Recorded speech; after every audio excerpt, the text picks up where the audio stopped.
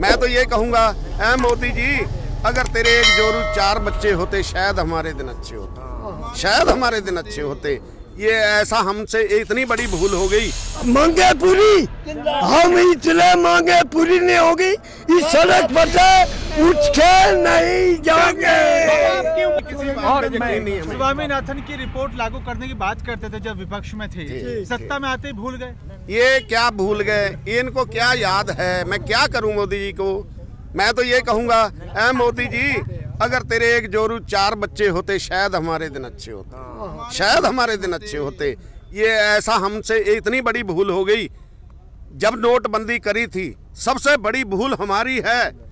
जब नोटबंदी हुई थी, अगर उसी वक्त हम रोड पे आ जाते, शायद ये इसकी हिम्मत ना होती कि हमारे ऊपर आज हमें आना पड़ता। प्रधानमंत्री जी की जो माता है, प्रधानमंत्री जी की माता जी गुजरात में रहती हैं, बीवी साथ में नहीं है, बाल गोपाल नहीं है, क्या ये भी एक सबसे बड़ा कारण है कि दुख दर्द परिवारों का क्या होता है वो समझ में नहीं आ रहा है? जवाब दूंगा। देखिए, हमारी इस मोदी जी ने अपनी माता जी को, भाई जी, अपनी माता जी को कॉन्टैक्ट पे दे रखा है। जननी को हमारे देश के प्रधानमंत्री, हमारे प्रधानमंत्री ने कॉन्टैक्ट पे दे रखा। पुलिस वाले तो बैठा दिए कि इनकी सुरक्षा करो, कपड़े धोने वाली को कॉन्टैक्ट दे दिया, कपड़े धो। उसके बाद में रोटी पकाने वाली को कॉन्टैक्ट दे दिया। शांति शांति शांति, कॉन्टैक्ट दे दिया, वो कॉन्टैक्ट पे है। मैं कहता हूँ, ये आज हमारी माँ को कॉन्टैक्ट पे देना चाहता है। हम अपनी माता को कॉन्टैक्ट, धरती हमारी माँ है, हम नहीं कॉन्टैक्ट पे देने देंगे। दूसरी बात, अगर ये इतना ही अच्छे हैं तो अपनी माँ को महलों में रखते, दिल्ली में जहाँ भी रह रहे हैं वहाँ रखते, तो हमें खुशी होती। सवेरे उठते पैर छूते माँ के, हम छूते हैं अपनी माँ के पैर। लेकिन पीएम मोदी जी तो अपनी माता को भी राजनीति में इस्तेमाल किया। जब नोटबंदी हुआ था उस वक्त लाइन में लगा करके वाई लूटने की कोशिश की। कैसी बातें कर रहे हैं मास्टर साहब? वो तो एक नेता जो है ना, किसी चीज को भी इस्तेमाल कर सकता, बहन को भी, बेटी को भी, किसी को भी, माँ को भी, अपनी कुर्सी के लिए कुछ भी कर सकता है। आज उन्होंने अपनी कुर्सी के लिए हमारी माँ को भी हाथ डाल लिया, मगर हम अपनी माता को ऐसे नहीं होने देंगे जैसे मोदी जी ने। कल का एक वाकया था, प्रधानमंत्री नरेंद्र मोदी के भाई प्रहलाद मोदी जी लखनऊ में एयरपोर्ट पर धरने पर बैठे थे। एक देश का प्रधानमंत्री भाई और दूसरा भाई प्रधानमंत्री जी का प्रदर्शन कर रहा है, धरने पर बैठ चुका है, क्या माना जाए? अगर वो धरने पर बैठे थे, एक उसके लिए जिन्होंने उनके लिए आयोजन कर रखा था, उसके लिए धरने पर बैठे थे।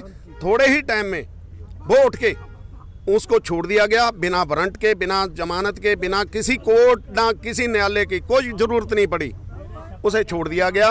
उसके बाद में उन्होंने आयोजन करा, उनको सम्मानित करा। उसके लिए तो सब कुछ ताक पे है। मगर अगर वही मोदी जी के भाई हमारे साथ बैठते तो शायद उनकी क्या अहमियत होती मैं कुछ नहीं कह सकता।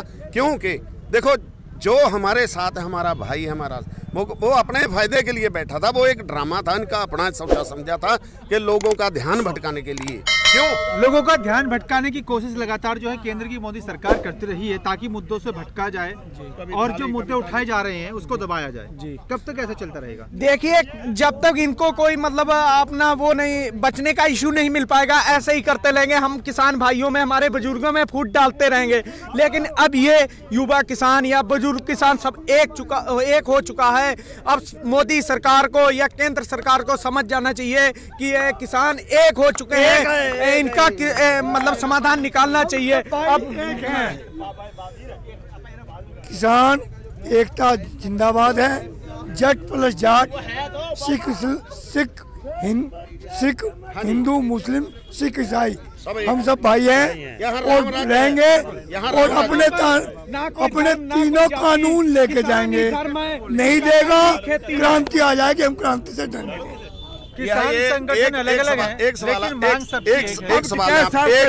एक सवाल आपने करा था कि महिलाओं के लिए बेटी बचाओ बेटी पढ़ाओ का नारा मोदी जी ने दिया था बिल्कुल।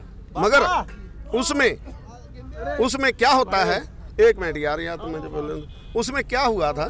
थोड़ी देर पहले सुप्रीम कोर्ट ने हमारे लिए हमदर्दी जताते हुए ये कहा था, पीछे थोड़ा बैक, हमारे किसानों की हमदर्दी जताते हुए ये कहा था कि महिलाएं और बुजुर्ग चले जाएं, ठंड लग रही है, इनको ठंड लग रही है।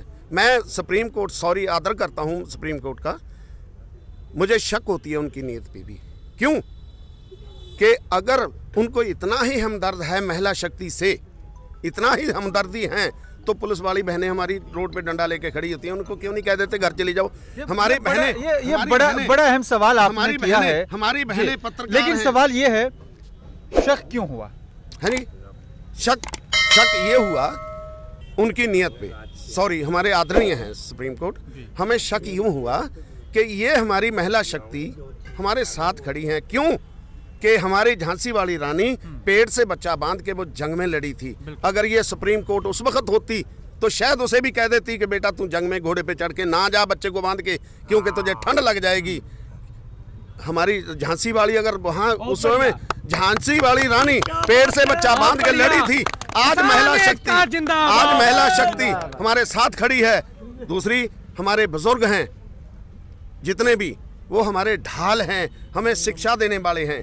अगर शक यहाँ आता है जो आज 26 को हुआ, अगर हमारी बहनें, हमारी महिला शक्ति, हमारी बच्चियां हमारे साथ ना होती, हमारे बुजुर्ग साथ ना होते, तो शायद हो सकता गोली चल जाती। क्या कर देते मुझे नहीं पता। बिल्कुल, कुछ भी बड़ा हो सकता था। ये बड़ा अहम सवाल था। एक और मेरा सवाल है यहाँ पर मेरे साथी से, अगर ये उद्योगपतियों के साथ में नहीं है तो ये एयरटेल का नेटवर्क, बाकी सब नेट बंद हुए हैं, सिर्फ जियो का नेटवर्क ही यही समय यहाँ पे क्यों चल रहा है? ये भी एक बड़ा अहम सवाल है। लेकिन एक बड़ा सवाल आपसे ये है, जो किसान देश का पेट पालने का काम करता है, चाहे धूप है, बारिश है, छांव है, जो उसको सांप का डर नहीं लगता, उसको बिच्छू का डर नहीं लगता, उसी देश के अन्नदाता की अनदेखी क्यों हो रही है? ये तो सरकार की एक चाल है। ये तो किसानों को नीचा दिखाने के सरकार की चाल है। ये सिर्फ अपना पेट भर रहे हैं, जो सरकार है, नेता है, ये सब अपना पेट भर रहे हैं और ये उद्योगपतियों के साथ में मिले हुए हैं, उनसे इन्होंने पैसा लिया हुआ है। आप यही देख लीजिए, यहाँ कोई भी नेटवर्क नहीं आ रहा है सिवाय जियो के। यहाँ सिर्फ जियो का नेट चल रहा है और हम लोगों ने जियो का नेट का आविष्कार आज से 2.5 महीना पहले ही कर दिया था। हमारे किसी सरदार भाई, किसी किसान के पास जियो का नेटवर्क नहीं मिलेगा आपको और ना कभी लेंगे। बाबा जिंदाबाद। मांगे पूरी कब होंगी? मांगे पूरी, हम इतने मांगे पूरी नहीं होगी, इस सड़क पर उठ के नहीं जाएंगे।